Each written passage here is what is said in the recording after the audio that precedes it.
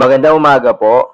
Narito na po ang magiging lagay ng panahon ngayong araw ng Martes, July 23, 2024. At latest update sa bagyong Karina na mas lumakas pa bilang isang typhoon category.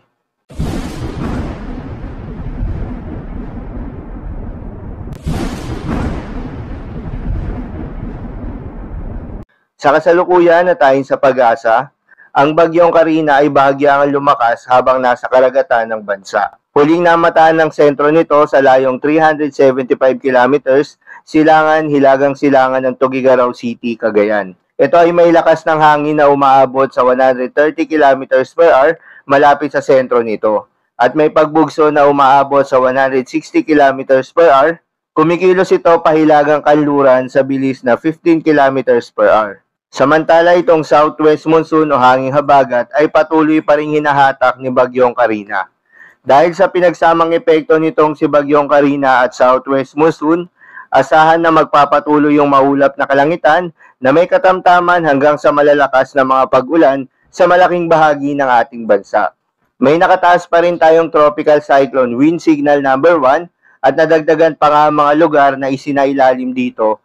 Kabilang na dyan ang Batanes, Babuyan Islands, northern and eastern portion of mainland Cagayan, eastern portion of Isabela, northern portion of Apayao, northern portion of Ilocos Norte, northern portion of Aurora, Polillo Islands, Calaguas Island, at northern portion of Catanduanes. Inaasahang makakaranas ng katamtaman hanggang sa malalakas na mga pag-ulan na may bugso ng hangin ng mga lugar na maapektuhan ng bagyo. Para naman sa latest forecast track nitong si Bagyong Karina, ay nananatiling malayo pa rin sa ating landmass itong sentro nitong Bagyong Karina habang tinatahak yung silangang baybayin ng extreme northern Luzon hanggang sa lumabas ito ng Philippine Area of Responsibility. Nananatili ring mababa yung landfall scenario sa ating bansa pero patuloy pa rin itong palalakasin ang hanging habagat na siyang nagdadala pa rin ng mga pag-ulan hanggang sa mga susunod na araw. Asahan na kikilos itong si Bagyong Karina generally north-northwestward o northward ngayong araw at mananatili itong typhoon category hanggang sa paglabas ng Philippine Area of Responsibility.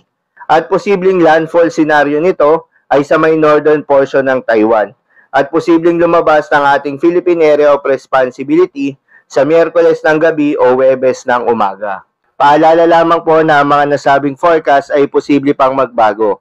Kaya naman patuloy lamang magantabay sa mga update na ating ilalabas at ng pag-asa. Dahil nga sa epekto nitong southwest monsoon o hanging habagat na pinalakas ni Typhoon Karina, ay asahan na magdadala ito ng heavy intense rain sa mga sumusunod na lugar. Kabilang na dyan ang Metro Manila, Ilocos Region, Abra, Benguet, Zambales, Bataan, Cavite at Occidental Mindoro. Habang moderate to heavy rains naman sa mga sumusunod na lugar.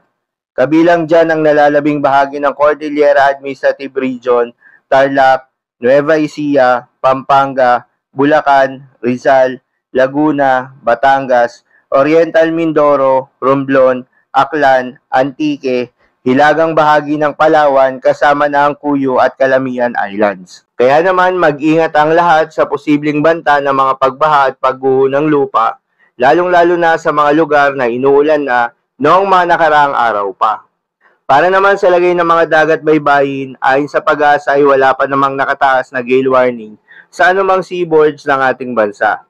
Ngunit ayon sa pag-asa ay delikadong pumalaot sa ngayon para sa mga kababayan nating mangingisda na may maliliit na sasakyang pandagat dahil posible ang katamtaman hanggang sa maalo na karagatan halos sa buong seaboards ng ating bansa.